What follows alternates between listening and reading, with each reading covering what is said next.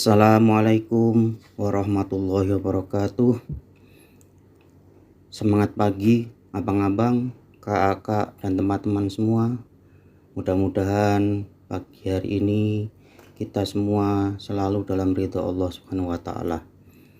Amin amin amin ya rabbal alamin. Kali ini saya akan membacakan yaitu tentang perang Uhud.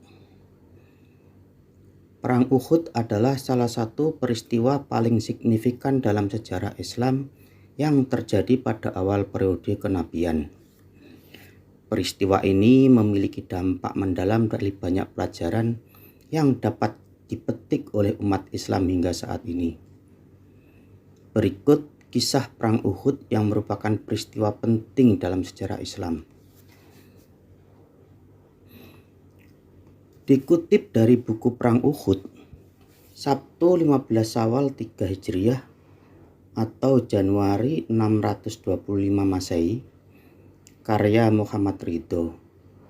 Perang Uhud berlangsung pada hari Sabtu 15 Syawal 3 Hijriah atau 625 Masehi setelah sekitar 1 tahun setelah Perang Badar.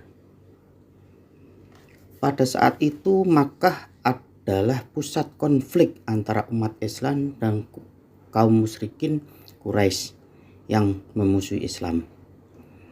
Perang Uhud dimulai sebagai konflik bersenjata yang disebabkan oleh dendam kaum musyrikin setelah kekalahan mereka dalam Perang Badar.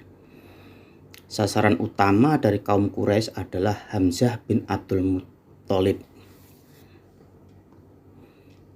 Dalam persiapan pertempuran, mengutip dari buku biografi Rasulullah, sebuah studi analitis berdasarkan sumber-sumber yang otentik karya Mahdi Rizqullah Ahmad dan kawan-kawan, Perang Uhud dari pihak Quraisy dipimpin oleh Abu Sufyan dengan 3.000 tentara dan sejumlah wanita-wanita pelayan.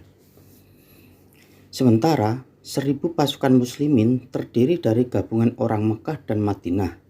Namun dalam perjalanan menuju Gunung Uhud, Abdullah bin Ubay, salah satu pemimpin Bani terbesar di kaum Quraisy, membelot dan membawa 300 pasukan muslimin karena sisa dari prajurit muslimin yang ada hanya 700 orang.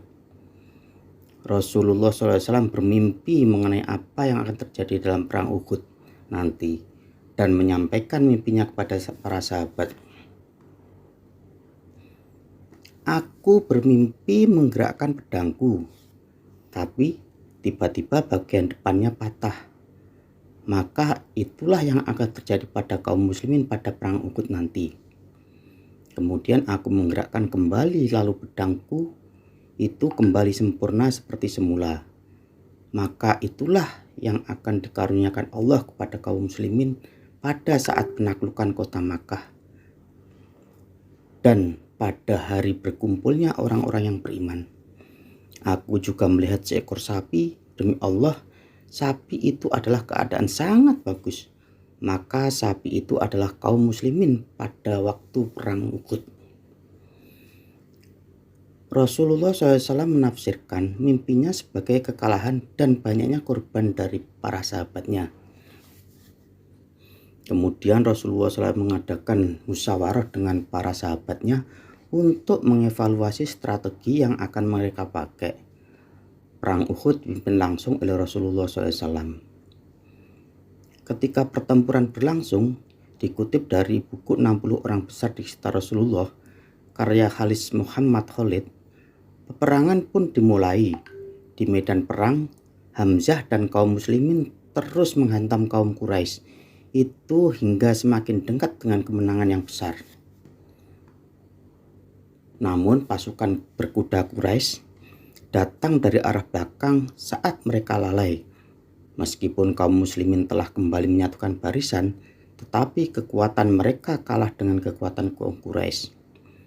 Kemudian salah satu budak yang handal memadah dari Habsyi yang bernama Wahsy ini mengintai Hamzah dari pepohonan. Wahsy pun melempar pedangnya hingga mengenai perut Hamzah dan akhirnya menewaskan Hamzah.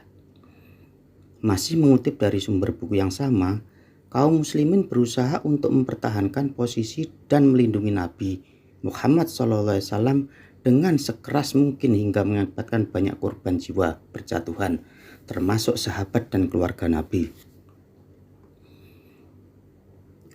Perjalanan dari Perang Uhud dikutip dari buku Ketika Rasulullah SAW Harus Berperang karya Ali Muhammad As-Salabi. Pelajaran yang paling dapat diambil dari peristiwa itu adalah Perang Uhud, yaitu 1. Memotivasi untuk bersungguh-sungguh dan giat di medan perang. Yang kedua, memotivasi untuk bersabar ketika berperang dan berhadapan dengan musuh. Menjelaskan dampak buruk perpecahan dan konflik. Demikian abang-abang, kakak, dan teman-teman semua, kisah Perang Uhud yang dijalankan Nabi Muhammad SAW. Mudah-mudahan menjadi inspirasi buat kita semua dan bisa kita ambil hikmahnya. Terima kasih banyak. Wallahu a'lam. Assalamualaikum warahmatullahi wabarakatuh.